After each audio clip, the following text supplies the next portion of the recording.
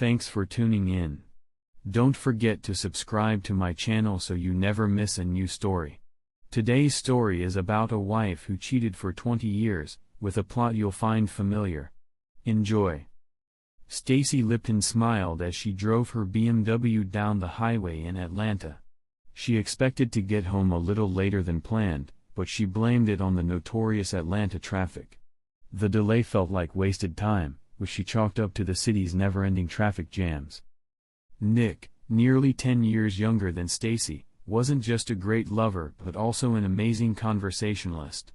His charm and quick recovery after their encounters made him even more appealing. As she drove out of the city, though, Stacy's mind gradually drifted away from Nick. Despite how attractive he was, her heart still held a special place for Jonathan, her husband, and Casey, her daughter. She looked forward to spending time with them, especially now that she felt completely fulfilled. She was aware of her moods and had resolved to be patient and loving toward Jonathan when she returned home. As Stacy pulled into her driveway, a smile spread across her face. She truly felt like she was living the best of both worlds. But when she arrived, she noticed her husband's pickup truck was missing from the garage, which struck her as odd. That unexpected detail quickly shifted her mood. She had hoped Jonathan would be there to greet her after her long trip, but the house was empty. As she tried to figure out where Jonathan and Casey could be, she suddenly remembered that she had turned off her phone at dinner. Distracted by her thoughts, she hadn't even realized that no one had called her. She decided to turn it back on and re-enter reality.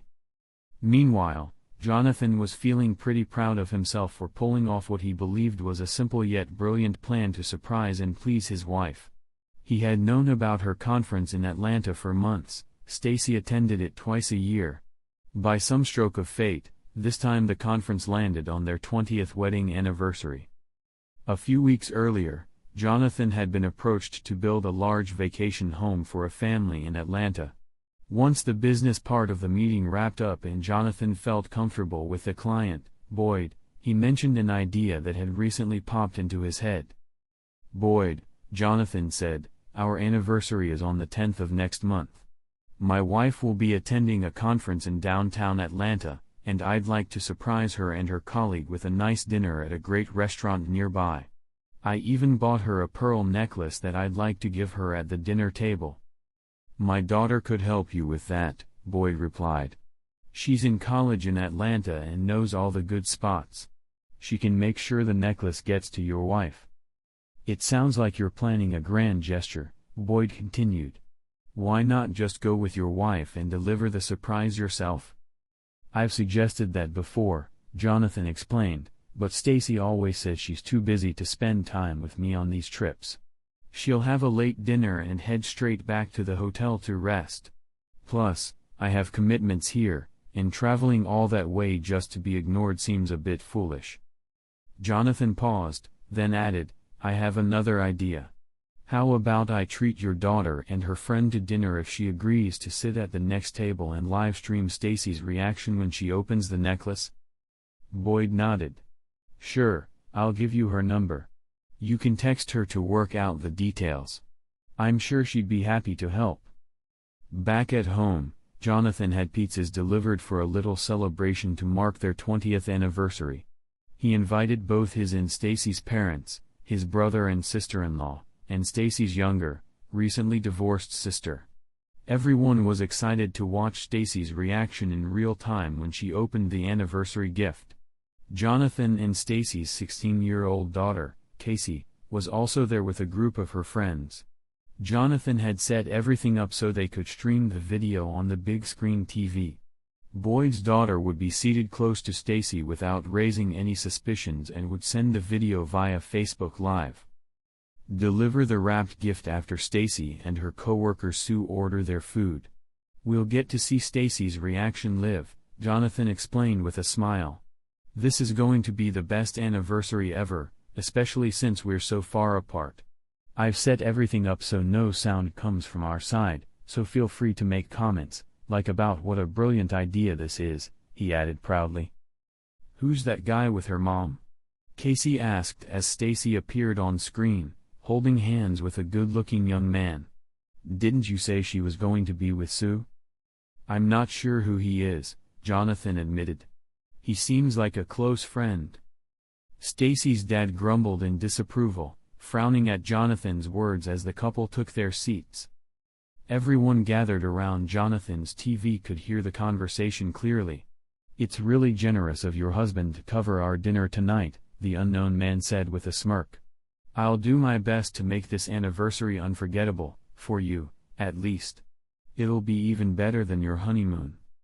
"Well, you better order a steak," Stacy teased, "you're going to need the energy. My honeymoon was legendary." "Is that so?" the man asked.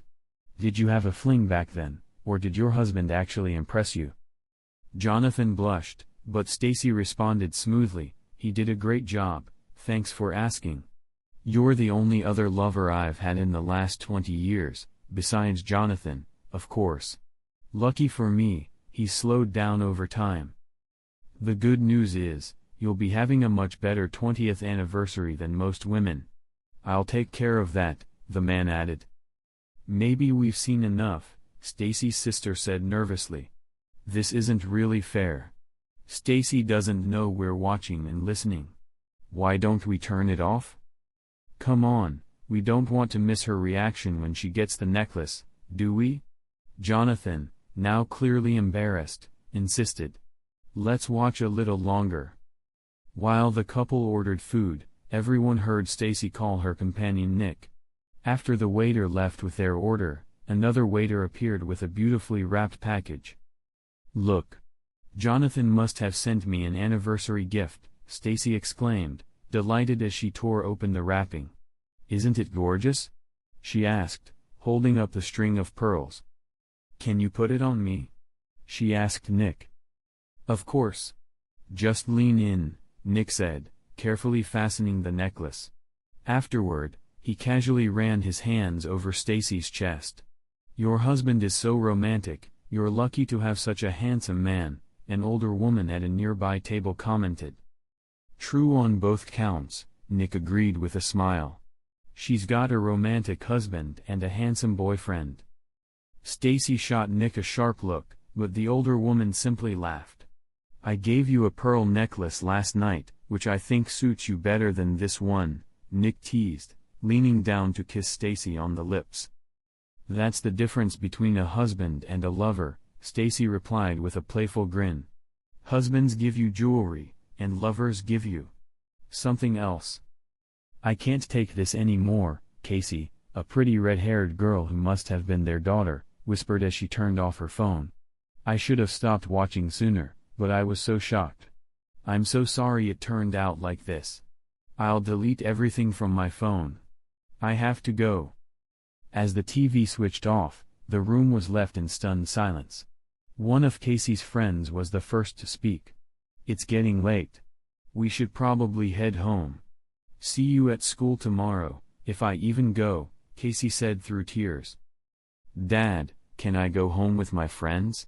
I feel like I need to be with them right now." "Of course, honey," he replied.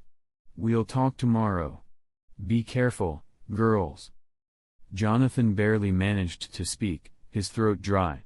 "I don't know what to say," Stacy's mother began. "I think we misunderstood what was happening. Stacy loves you, Jonathan. She'd give anything for her family. Don't do anything rash." Jonathan's other guests murmured similar words of comfort as they quietly discussed the situation. After a few more minutes of calm conversation, Jonathan finally made his decision. "I need some time to think," Jonathan said quietly. "Everyone, please find your own way out and give me a moment to be alone and figure out my options." Once everyone had left, Jonathan took out his suitcase and began packing his things. Meanwhile, Stacy was stunned by the flood of messages and missed calls she received after turning her phone back on. She had silenced it the night before, and now she saw her mother and sister demanding answers. They wanted to know who Nick was and why she had been so close with him. They accused her of breaking Jonathan's heart, and even Casey was deeply upset. Both her mother and sister had sent at least a dozen messages each. Stacy scrolled through her phone, searching for any messages from Jonathan, but there were none. How did her family find out about Nick? And what exactly did they know? Where were Jonathan and Casey? And how could she fix the mess she found herself in? She needed to figure out how much Jonathan knew and what he only suspected. "Mom, it's me. I forgot I had turned off my phone last night," Stacy said, doing her best to sound calm. "I see you've tried to call me. Is there something wrong with Jonathan?" "Only if you consider losing your husband, alienating your daughter, disgracing your parents, and acting like some homewrecker as something wrong," her mother snapped. "I guess it doesn't bother you too much though, seeing as you're busy flaunting a pearl necklace from your boyfriend." "Jonathan gave me a pearl necklace for our anniversary," Stacy countered, confused. "Why would that upset you?"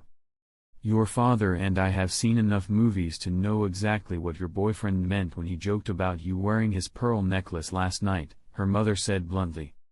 "Mom, why would you even think I'd do something like that? Why do you believe I have a boyfriend?" Stacy asked, feeling a knot of fear tightening in her stomach. "Don't play games with me. I'm not stupid," her mother growled. "Jonathan invited us to watch you open his 20th anniversary gift at the restaurant he had booked for you and your colleague, Sue. We saw the entire disgusting scene unfold. Your husband treats you like a queen, and you disrespect him like this? Husbands give jewelry, lovers give climaxes, isn't that what you said?" "Did you really hear me say that?" Stacy asked, her voice filled with shock. "How is that even possible?"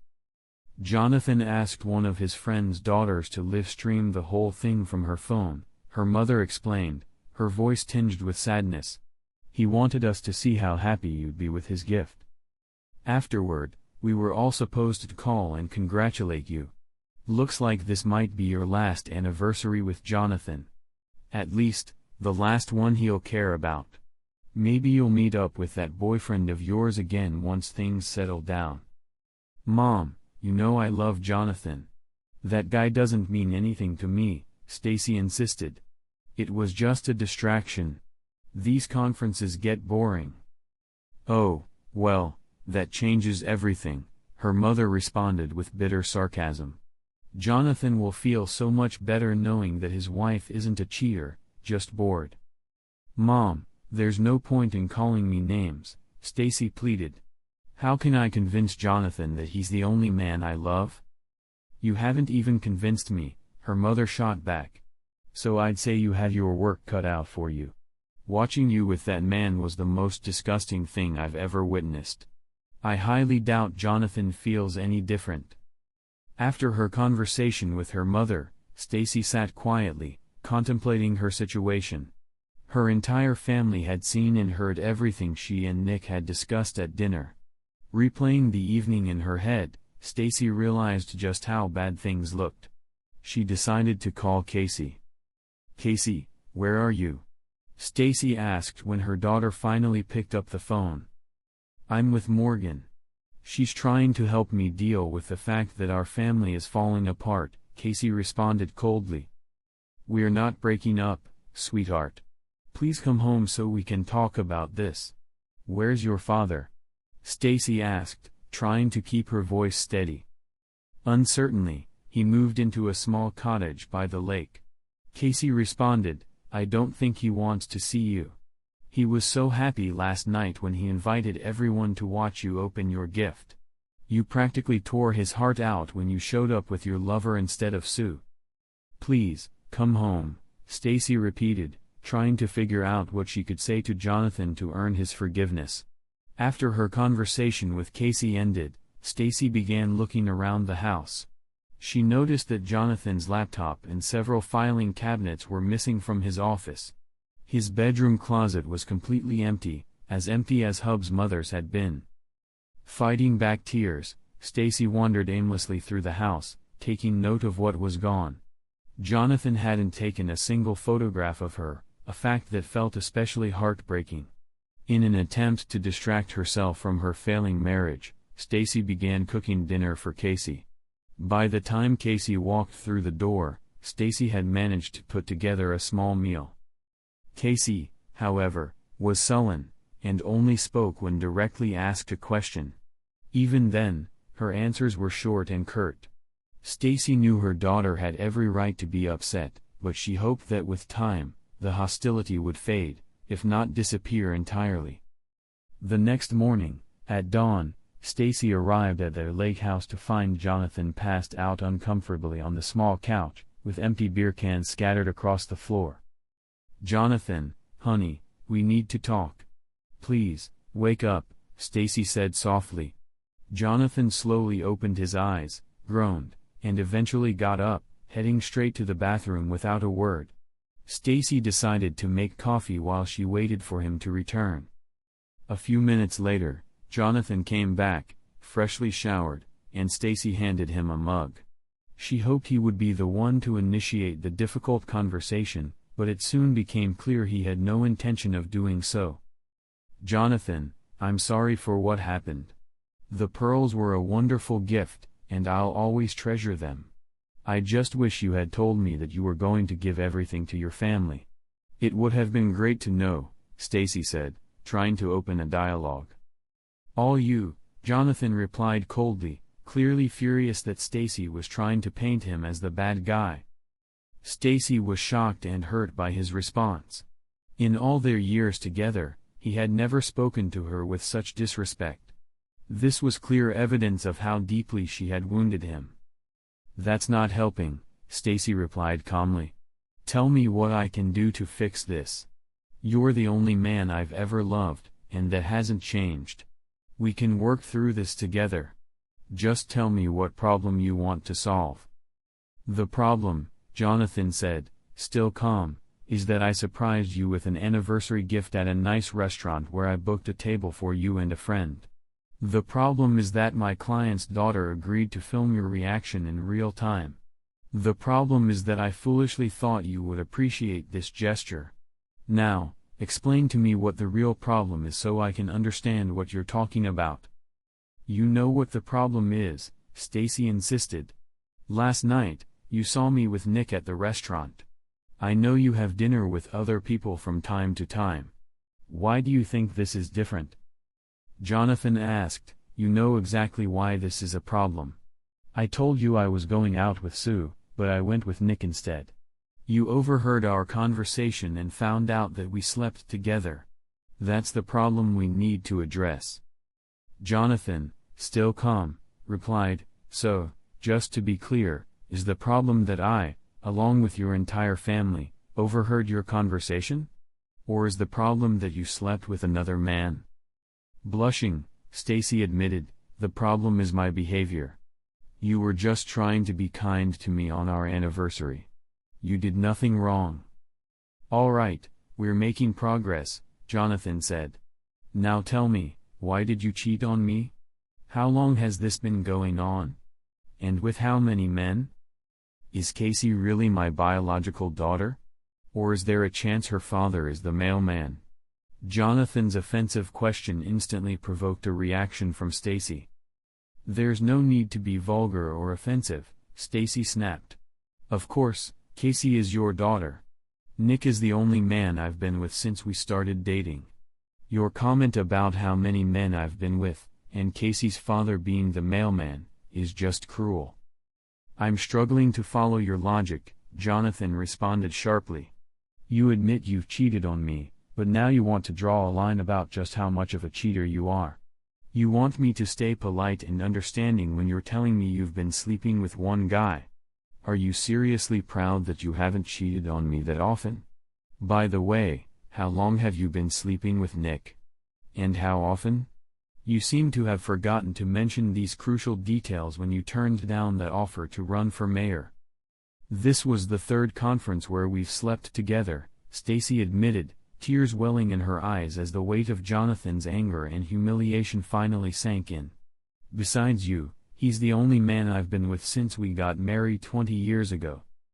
"So, 2 nights at each of the 3 conferences," Jonathan calculated. "Have you ever slept with him anywhere else?" "No," Stacy replied. "It's only been 6 times in total, and I deeply regret it. I owe you an apology. Are you telling me that a guy like Nick, a young stud, was only good for once a night with a woman like you? Jonathan asked, his tone dripping with sarcasm. He never took you more than once in a night. Why does that even matter? Stacy responded, discouraged. We probably did it 3 times a night. Now, the big question, Jonathan announced. Why did you sleep with another man? Was being with me so boring, so mundane, so pathetic that you had to go looking for a younger, more exciting lover? Of course not, Stacy replied, shaking her head. I was bored, and he pursued me relentlessly. I gave in because I was weak. It wasn't about you or our sex life. It was my vanity, maybe a midlife crisis. He doesn't mean anything to me, I swear. So, you had sex with someone who meant nothing to you, Jonathan repeated bitterly. Did you sleep with Mr. Jenkins, the guy who lives down the street and wears those ridiculous shirts? Of course not. I barely know him, and I find him repulsive, Stacy defended herself. But you just told me you sleep with men who mean nothing to you. Jenkins fits that description. So, why not him? Jonathan pressed. I didn't say I sleep with every man who means nothing to me, Stacy said, upset. I slept with Nick because he's handsome, polite, and successful. He pursued me. So, what you're saying is, you'll only cheat on me with handsome, successful men who chase after you? And apart from a few of these guys, you're a faithful wife? Jonathan asked pointedly. If you don't love the man you're having sex with, does that mean you don't love me? No, that's not what I'm saying. Stacy replied, her voice breaking. I made a terrible mistake, and it will never happen again. I love you, not Nick. How do I know that? Jonathan asked quietly. At our wedding and many times since, you promised to be faithful to me. You're a beautiful woman, Stacy. Handsome, successful men will always chase after you. How am I supposed to trust you now? I can't even give you the kind of sex you seem to crave so much. Don't ever think that, Jonathan. I love having sex with you. It's special, and it makes me feel loved, Stacy insisted. How did Nick make you feel then, if you kept going back to him? Jonathan asked, his voice softer now. Dirty. Used. Not like a wife or mother, Stacy admitted, ashamed. It was the thrill, not love, that hooked me. What did you do with him, and how? Jonathan asked quietly. What does it matter? I love only you, Stacy protested, clearly embarrassed. It matters, Jonathan replied. You stand here telling me you love me, not him, but you had dirty sex with him. It's hard for me to accept that you did more for someone who means nothing to you than for the man you claim to love. You haven't even touched me like that in ages. I didn't think you were interested anymore, Stacy admitted. I wasn't against it, I just thought you'd lost interest. Right, Jonathan replied bitterly. What married man would want that kind of attention from his wife, especially when she's giving it out to someone else like Candy? You told me on our honeymoon that. Jonathan recalled how Stacy once said he would be the only man she ever loved. You and your new guy must have had a lot of fun at my expense, Jonathan remarked bitterly. Jonathan, he never spoke badly about you, Stacy insisted. I would never let that happen. You must have forgotten that I overheard several minutes of your conversation, Jonathan shot back. You insulted me multiple times, and you went along with it. Remember how he joked about giving you a better 20th anniversary than most wives get? You didn't object, did you? Why are we even wasting time here? Jonathan suddenly demanded. You found someone new, and I've accepted it. It looks like you should, too. Why pretend you want to stay married? It's obvious you didn't enjoy being my wife. And let's not even get into the bad sex. You're beautiful, successful, and smart, and I bring nothing to the table. It was only a matter of time before you started looking for something better. Congratulations, you found it. Don't let the door hit you on the way out. Jonathan, we can't let this end like this. We have to talk about everything and find a way back, Stacy pleaded tearfully. Ask your lawyer to talk to mine.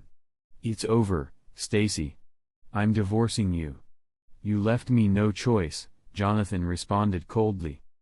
That day, Stacy went to work, only to be confronted in the break room by an angry Sue. Why did Jonathan ask me about going with you to Atlanta for a conference? Sue demanded. You know I stopped going after you decided to spend your nights with that Romeo from the Chicago office. I don't want to be your cover for your infidelity. Did Jonathan call you? Stacy asked, dejected. Yes, and I told him the truth. I didn't go to the last 2 conferences. I thought you told him we were sharing a room and spending time together at the conference. I don't appreciate being used like that, Sue replied. That won't be a problem anymore. Jonathan found out everything on this trip. I think he's going to divorce me, Stacy admitted. What other outcome did you expect? Sue retorted. No decent man would accept that level of disrespect. I was too stupid and self-centered to even think about Jonathan finding out, Stacy said honestly. He's already moved out. Don't you think you made your choice when you slept with that guy from Chicago? Sue asked more gently. I'm sorry you lost Jonathan, but I warned you this would happen if you kept going down this path. And for the record, I wasn't the one who told him. I know, Sue. I owe you an apology. I used your friendship, and I'm sorry I didn't listen to you. I don't deserve a man like Jonathan, Stacy said. After discovering Stacy's infidelity, Jonathan took the day off work. He was determined to move all his belongings to the lake house before Stacy came home. He didn't want to hear her reasons or excuses. The thought of life without her devastated him, but he knew he could never forgive her for her blatant disregard for his feelings or her lack of loyalty and respect. Stacy's unexpected visit the next morning only emphasized the emotional chasm between them. She didn't say anything that could help him forgive her betrayal. The next day, Jonathan made an appointment with a divorce lawyer. Before leaving for the meeting, he received an email from Stacy. He hesitated, wondering whether to read it or just delete it. After some internal debate, he opened the message. In her usual direct style, Stacy addressed the issue head-on. Jonathan felt only despair as he read her words. Jonathan, I know I messed up badly this time. I was so foolish to think you'd never find out, and that my actions wouldn't hurt you. I was wrong. Lying and cheating destroy marriages, even if one partner never knows. You deserve so much more. I've never wanted anything as much as I want your forgiveness, but I won't challenge any decisions you make about our marriage. I've lost the right to have a say in what happens next. I love you and wish you nothing but the best. You are a wonderful man and husband. Stacy began her letter with, and as a father, I know this weighs heavily on my conscience. I take full responsibility for what I've done, even though it hurts to admit I did this to us. Jonathan struggled to hold back tears as he read Stacy's confession and her plea for forgiveness. It was typical of her to take responsibility once she had time to reflect. She had always been a strong woman, holding both herself and others to the highest standards. But now, Jonathan felt hollow, with nothing left to say. That morning, when Stacy arrived at Jonathan's lake house, her only connection to him was through Casey. On Friday afternoon, Casey called to inform Stacy she was spending the weekend at her dad's cabin, and Jonathan would bring her home on Sunday evening. Stacy realized that this was what her life had become, reduced to updates about Jonathan through their daughter. She spent the weekend in misery, reflecting on how she had ruined everything. She didn't know if there was any way to fix her mistake or if she had destroyed their once happy marriage for good. When Casey returned home on Sunday evening, she looked somber. Dad's decided to divorce you. He can't stay married to someone who's lost all respect for him. I saw him cry several times this weekend, and I've never seen that in my whole life. Do you have any idea how much you hurt him? Casey said. I made a terrible mistake, but he's not my boyfriend, and he's nothing compared to your dad, Stacy replied, clearly upset. I deeply regret what I did. Your father is the best man I've ever known. Well, forgive both Dad and me if we're skeptical, Casey responded coldly. This isn't the first time you've been with that guy, is it? You've been lying to us for years, haven't you? Realizing it was time to stop lying, Stacy admitted, I was with him at 2 conferences before the last one. I know what I did was wrong, and I'm truly sorry. Wrong? That's putting it lightly, don't you think? Casey snapped. You betrayed Dad in the worst way possible. Didn't you vow to be faithful when you married him, or did you cross your fingers, hoping it wouldn't count? I know you're angry with me, Casey, and honestly, I'm just as upset with myself. Your father is a great man and an amazing dad, and nothing I did changes that. I acted incredibly stupidly, Stacy said, heartbroken. As you say, Casey replied, before storming off to her room. After that, things at work returned to normal for Stacy, but her relationship with Casey became distant. Work became her lifeline, the one place where she could maintain a sense of normalcy. However, Sue remained cold and distant. Stacy attended Casey's school events, but usually sat alone, unless her own mother came along. The only time she saw Jonathan was at these events, but he always sat as far away from her as possible. It wasn't long before word spread that they were getting a divorce. Soon enough, the rumors about Stacy's affair circulated through the community. She overheard fathers, both single and married, making crude remarks and inappropriate suggestions, and it became clear that everyone knew about her infidelity. Meanwhile, Jonathan threw himself into his business, which ironically became the one positive aspect of the entire ordeal. The one thing Jonathan worried about was Stacy getting half of the business in the divorce. His lawyer recommended several strategies to reduce her share, but Jonathan refused to listen. If it weren't for her, there wouldn't be anything to split. Stacy worked alongside me and even contributed part of her salary to keep us afloat when we first took over the family business, Jonathan insisted. Stacy was completely shocked when her lawyer informed her that Jonathan was voluntarily giving her half of his ownership in the business. Years earlier, when Jonathan faced a cash flow crisis, his best friend Dan had stepped in as a silent partner and purchased 1/3 of the company. Now, after giving half their assets to Stacy in the divorce, Jonathan found himself in a vulnerable position, owning and controlling only 1/3 of the company. Tell Jonathan this is too much, Stacy told her lawyer, overwhelmed by his unexpected generosity. Stacy firmly told her lawyer that Jonathan had poured all his time and effort into the business. If he's insisting on giving me a share, let him know that I'll accept 10% of what we own. He can still keep control without any disputes. Jonathan, known for his stubbornness, stayed true to form. When the snow thawed the following spring, Stacy found herself both single again and the 3rd owner of Lippin Enterprises. Jonathan had completely cut her out of his life, he wouldn't even take her calls. That summer, Stacy's daughter Casey informed her that she wanted to spend her break between junior and senior year at her dad's lake house. Stacy knew Casey was using this to punish her, but she also accepted that she deserved her daughter's resentment. Jonathan, on the other hand, was thrilled by the idea. He quickly got to work expanding the cabin, which was easy for him since he owned a construction company. By the end of July, the cabin had transformed into a modern 3-bedroom lake house, each room with its own bathroom and stunning lake views. In early August, Jonathan threw a housewarming party for his friends and neighbors. Casey invited all her friends, one of whom brought along her older cousin. Jonathan couldn't help but notice her striking blonde features, highlighted by a modest 2-piece swimsuit.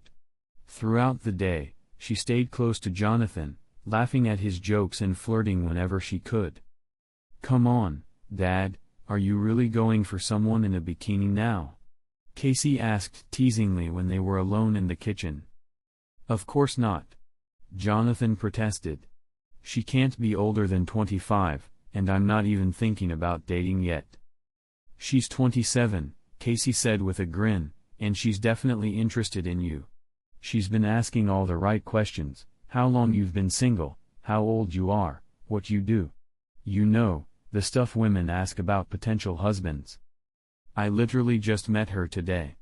Don't even bring up the M word, Jonathan said firmly. I tried that once, and that's enough for me. I'm not suggesting anything serious, Casey replied. I just think she seems interested. I wouldn't mind if you went out with her. She's sweet, and you could use someone to help you move on from mom. Plus, from what I can tell, she's focused on her career right now, so no rush for marriage. Thanks for the insight, Jonathan joked, but she's way too attractive to be into someone my age. Still, I appreciate your confidence in me. Meanwhile, Stacy's business occupied the top 2 floors of an office building downtown. At the end of the block was a trendy Italian bistro where she and a few coworkers had lunch every Thursday. Since she often kept the same schedule, she noticed many familiar faces dining there as well, and over time, she and her colleagues became friendly with employees from other companies in the building. One afternoon, the restaurant was unusually crowded, and Stacy's group couldn't find a table. One of the employees from Benson Advertising, located on the second floor of their building, invited them to join their large table. After introductions were made, the conversation flowed easily. One of the women from the advertising team, particularly friendly and good-humored, caught Stacy's attention. As the group chatted, the woman was teased by her coworkers. Not all of us have a rich guy with a big house on Lake Henry, one of her colleagues joked. It must be nice waking up to the sun reflecting off the water, added another. Especially with a handsome guy gently waking me up, the young woman replied with a laugh. Getting out of bed is such a struggle. If that's the same guy who picked you up after work on Thursday, I can see why. Another woman chimed in. He's older than you, but he's in great shape. Full head of hair and pretty average looking, the young woman said with a wide smile. Jonathan is all that and more. He's a really good guy, and honestly, a great lover. Stacy's friend asked the very question she had been avoiding. Wait, you're not talking about Jonathan Lipton, are you? Do you know Jonathan? The young woman asked, her eyes lighting up. You have to admit, he's a good-looking guy, and more than that, a great person. But he used to be Stacy's husband, her colleague chimed in. I think we should probably change the subject, Stacy insisted, leaning forward with a smile and extending her hand. I'm Stacy Lipton, by the way. I didn't catch your name. Patty Lawson, the young woman replied, a little surprised. I've heard Jonathan's ex-wife was beautiful, but I thought maybe he was blinded by love, she admitted. Turns out, I wasn't giving him enough credit. I hope you're not upset that I'm living with Jonathan now. I can't blame you, or him for that matter, Stacy said honestly. You're a beautiful young woman with a great figure. I can see why Jonathan was drawn to you. I just wonder why Casey never mentioned anything about you. I can't speak for Casey, Patty said, but I just want to say, you raised her well. She's smart, attentive, and beautiful, just like her mom. I really enjoy having her around when she visits. That evening, Stacy decided to bring it up with Casey over dinner. Why didn't you tell me your dad has a beautiful girlfriend living with him? I feel like that's something I'd be interested in knowing. Honestly, Mom, I didn't want to hurt your feelings, Casey said, looking uncomfortable. I know how you still feel about Dad. I'm still upset you cheated on him, but I didn't want to make you feel worse because of your mistakes. Patty is actually good to Dad, and he finally seems happy again. I have to admit, I'm glad to hear he's happy, Stacy responded thoughtfully. He's an incredible person and deserves to be with someone who truly loves him, even if that person isn't me. I don't know if she loves him exactly, but she does really like him, Casey replied. She's made it clear that her career comes first for the next few years. She wants to make it big in marketing. Are you planning to start dating again, Mom? Do you still keep in touch with your conference boyfriend? Nick? Stacy said, shaking her head. He's not the type I'd want to be in a serious relationship with. He's shallow, a bit rude, selfish, and pretty vain. I never saw it as anything more than a fling. In hindsight, he made my life miserable. But I can't blame him for my own weaknesses. I knew exactly what I was doing. Are you interested in anyone else? Casey asked, looking at her mom thoughtfully. You're still beautiful, you know. I've noticed how some of the dads and teachers at school events look at you and go out of their way to be nice to you. Honestly, I think Jonathan ruined me for other men, Stacy said with a sad smile. Most people around here know why we divorced. Women feel sorry for your father, and men just see me as an easy target. Nick may have thought so, but I'm not making that mistake again. I just don't get it, Casey said, confused. If you loved Dad so much, how could you cheat on him? He always treated you with love and respect. That's the same question I ask myself all the time, Stacy admitted. I think I started taking him for granted. I knew he loved me, and I became overconfident in that love. Somehow, that led me to test the waters with someone else, maybe because I believed I had a safety net at home. Jonathan was my anchor. He was always there for me, and I stupidly thought he always would be, no matter what I did. I thought I could stray a little, and he'd never know, and even if he did, he'd still be my devoted husband at home. Stacy paused and looked at Casey with deep emotion. I pray you find a man like Jonathan when you're ready to start your own family. And please, use my mistakes as a lesson. Never take more than you give in a relationship. Be faithful, committed, and honest. If you ever find yourself thinking about something that could hurt your relationship, talk to your partner about it. Don't lie and cheat like I did. You've seen where that leads. Sometimes, Stacy would run into Patty during lunch, and she was surprised at how much she liked her. She also felt a little embarrassed by how anxious she was to see her. Despite everything, Stacy found herself admiring the young woman who had taken her place. While waiting for any updates about Jonathan, Casey was hesitant to share too much with Stacy about her father. As his daughter, there were certain personal aspects of his life that Casey felt she shouldn't reveal. On the other hand, Patty was more open and willing to discuss Jonathan with her friends. It's clear you still love Jonathan, Patty mentioned one day during lunch with Stacy. He never says anything bad about you, but it's obvious you hurt him deeply. I'm not here to judge, but I have to say I could never cheat if I were in a relationship. It's hard to believe you did that. Everything about you shows that you loved and respected him. I did love him, Stacy admitted. But love isn't just about passion and exciting vacations. Sometimes it's about deciding when to fix the plumbing or what color to paint the house. Things get ordinary, but that's normal. Jonathan is a good man, honest, loyal, a great father.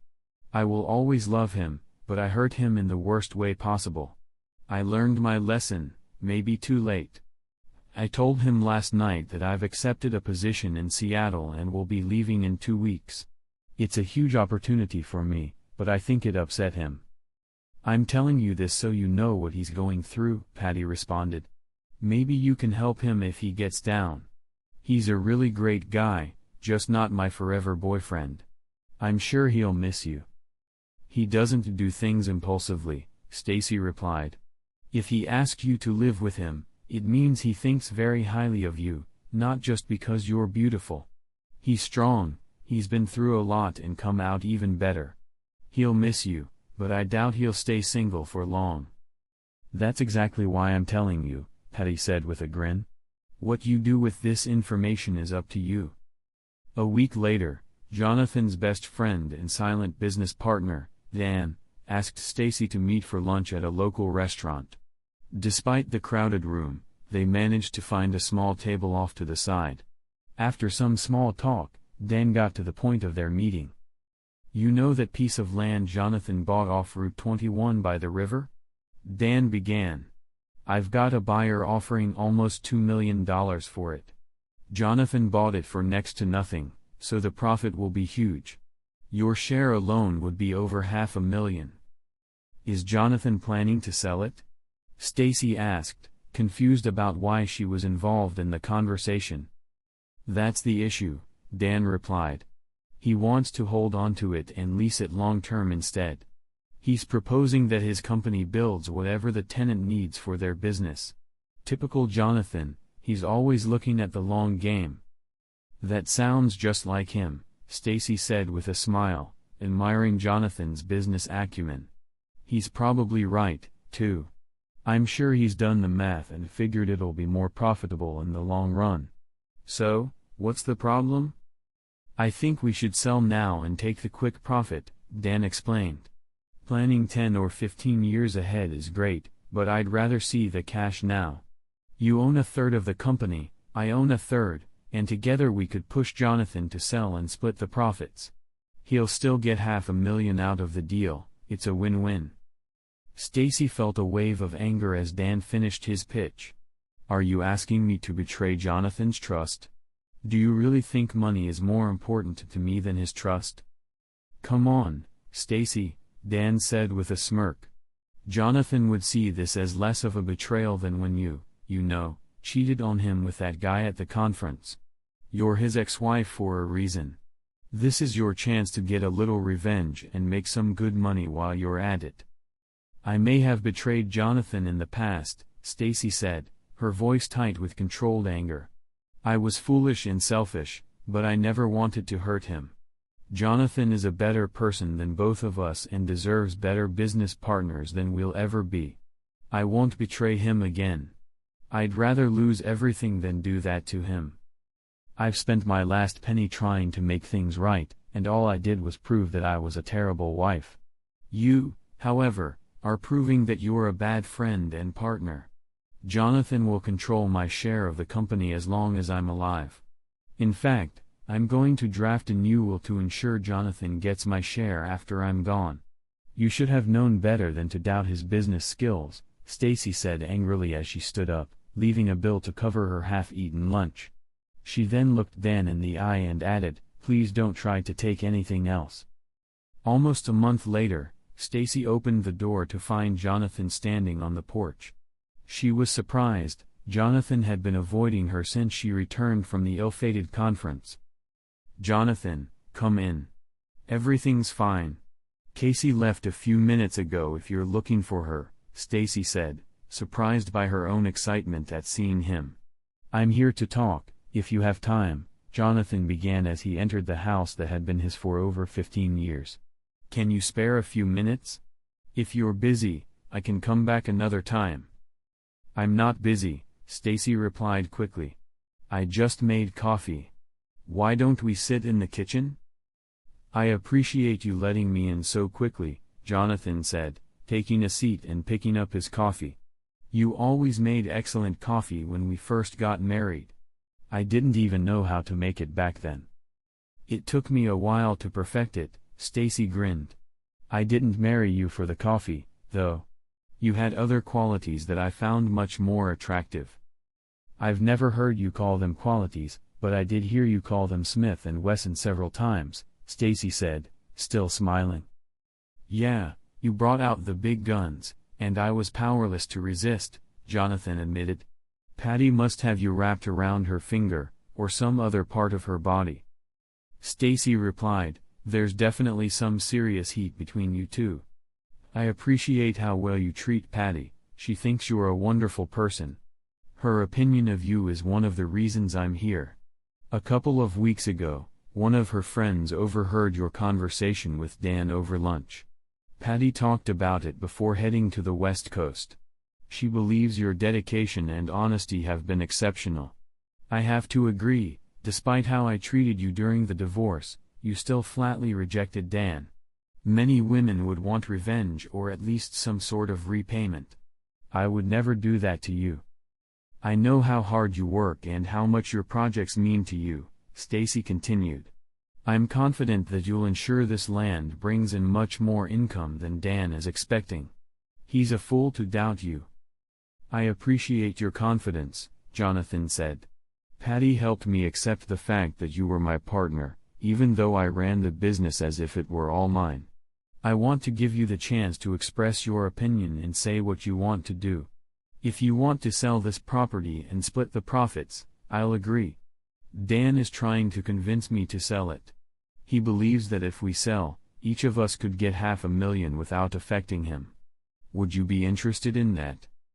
I'm sure you have a plan for this property that will be profitable and benefit the community, Stacy replied with pride. You were never just looking for a quick profit.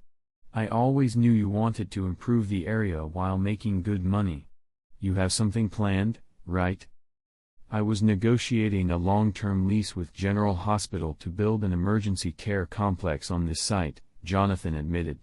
It won't be as profitable as the luxury condo project Dan's company is pushing for, but it will still generate good profit and create jobs, plus it will have a positive impact on the community. I figured it would be something like that, Stacy said smugly. You're a good businessman, but you also invest in society. That's what sets you apart from people like Dan. Dan thinks quick profits are best. I don't agree with that mindset. From what I understand, he came to you with his idea, and you turned him down. I trust you completely, Jonathan. You've never given me a reason not to. I will support your business decisions until the end. Stacy's commitment to supporting Jonathan and his vision was clear, and her respect for his approach to business and community investment was unwavering. It might sound odd considering you don't trust me, but it's true. I've been thinking about how Dan is trying to meddle in your business, and it occurred to me that we should consider buying him out. If he doesn't have the funds, he might be open to a reasonable offer. This way, he'll be satisfied, and you can run your business the way you want, Stacy suggested. I've thought about it, but I don't have the capital to pull it off, Jonathan replied. We could sell this house, Stacy proposed. I can find a nice 2-bedroom apartment for Casey and me. Over the years, we've built up quite a bit of capital. The house is nearly paid off, and you've made significant improvements. That should be enough to buy out Dan's share. Now that we're divorced, this house is yours. Are you ready to sell it and invest in the business? Jonathan looked incredulous. I don't know how soon I'll be able to close the deal on the urgent care center. I can't guarantee that you'll get your money back quickly or even at all. Do I look worried? Stacy joked. Don't forget, I was married to you for 20 years. You'll get everything back with interest. If for some reason you don't, it's okay, I owe you one. Jonathan said, money will never make up for my hurt, but it will help you get away from Dan. I'll agree to this if you come live in the lake house with me and Casey. He quickly added, you'll have your own room with a bathroom. It turned out really nice. Stacy responded sadly, I don't think this will work. It's a personal matter, and dating complications would just add more drama. Sorry, I didn't consider your social life. Jonathan apologized. Of course, you wouldn't want to bring someone into the house while your ex-husband is living there. Especially not that guy Nick, it would be awkward. I'm not dating and don't plan to, Stacy replied. I stopped going to conferences and haven't spoken to Nick since that disastrous trip. It's actually you who will face the inconvenience. No woman wants to spend the night with you while your ex is in the next room. If I'm around, it's extremely unlikely you'll find someone who'd agree to move in with you. Though, I wouldn't rule out the possibility. I've seen women fall for you. I divorced you because of that affair and then moved Patty in with me. My behavior wasn't exactly a good example for Casey, was it? Stacy asked rhetorically. Jonathan replied, my only excuse is that I was depressed and lonely. Another man took my wife away, and my self-confidence took a hit. Patty was a support for me. I'm sorry I hurt your self-esteem. I wish it had never happened, but I don't blame you for falling for Patty. She's a wonderful woman. You're a single man now and free to pursue any relationship you want. I don't think I've ever properly apologized for my behavior, Stacy said. It wasn't something you caused or created, it's all on my conscience. I truly messed up and am really sorry for the pain and inconvenience I caused you. You really hurt me, Stacy, Jonathan admitted. I've never been unfaithful. I dedicated myself to you and Casey. I went from having everything to feeling like a total failure. Patty helped me see that while I may not have been the perfect husband, I wasn't the reason you cheated. You could have told me if you were unhappy with our marriage, our sex life, or anything. I would have tried to improve if I had known. I wasn't unhappy, Stacy said. You were a very good husband, a great father to Casey, and a wonderful lover. I lost my way and deserved to be unhappy. It might sound strange, but being unhappy feels like a form of penance for me. Maybe you'll at least come see the house by the lake, Jonathan said. I'd like to show it to you and get your opinion. I've incorporated some of the ideas we discussed over the years into the renovation. I think you'll like it. Casey has a volleyball match in 2 hours, Stacy said. Can we take a rain check on this? Let's look at it before the match, Jonathan suggested. We can go together, and then I'll drop you off. Are you sure you want to come here? Aren't you worried that people might think we're back together if we show up as a couple? You usually sit as far away from me as possible, Stacy observed. Yeah, I was a bit of a jerk, but in my defense, you left me. You can't expect me to be all friendly after that, Jonathan replied. Actually, you've been kinder to me than I would have been to you if the roles were reversed, Stacy admitted. Your offer was way too generous. We both know it. It seems that kindness is paying off. Well, we're considering selling the house to buy out Dan's share, Jonathan grumbled. I still can't believe you're willing to do this. Honestly, Jonathan, you can take anything of mine that you want. You've always been honest with me, and I know you wouldn't harm me, even though I probably deserve it, Stacy said. Let me show you the lake house, Jonathan suggested, trying to change the subject and give himself a moment to calm down. As Jonathan showed Stacy around, she admired the renovations. You did a fantastic job. Casey's room is huge and she has her own bathroom. It's every teenage girl's dream, Stacy remarked. When Jonathan showed her the second bedroom, Stacy felt it was time to address the big issue. This is a lovely room with another great bathroom, but I can't stay here, Jonathan. It would be too painful to see you every day and be reminded of what I've lost. We'll sell the house, and I'll rent an apartment. I'll be fine. We need to leave soon for Casey's match, Stacy said. Let me show you the master bedroom, Jonathan urged. It's bigger than the others. I know you'll like it. It's beautiful, Stacy praised as she looked around. You did a great job, as always. That's why your business is so successful, you have an eye for detail. Would you stay with me and Casey if you had this room? Jonathan asked sharply. I would still see you every day, and I don't think I could handle that, Stacy answered sadly. I didn't mean for it to be yours alone, Jonathan explained nervously. I was thinking maybe we could share it. Stacy raised her eyebrows and studied Jonathan's face. Are you asking me to share your bed? Since the day I found out you cheated and I left, I felt terrible. I miss you so much that it hurts sometimes. You made a huge mistake, but I was with Patty for months, which softened the blow of your betrayal a little, though it didn't erase it. I wonder if we can get past all this and try to be together again, Jonathan said. I don't want to be your fallback option, Stacy replied firmly. If you want to punish me further, I won't accept that.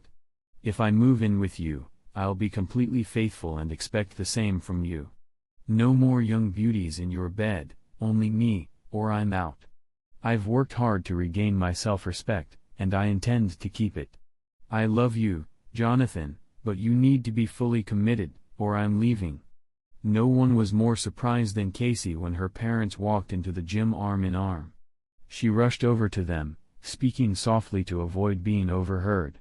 Mom, Dad, does this mean, Casey began, but Jonathan smiled and nodded before she could finish.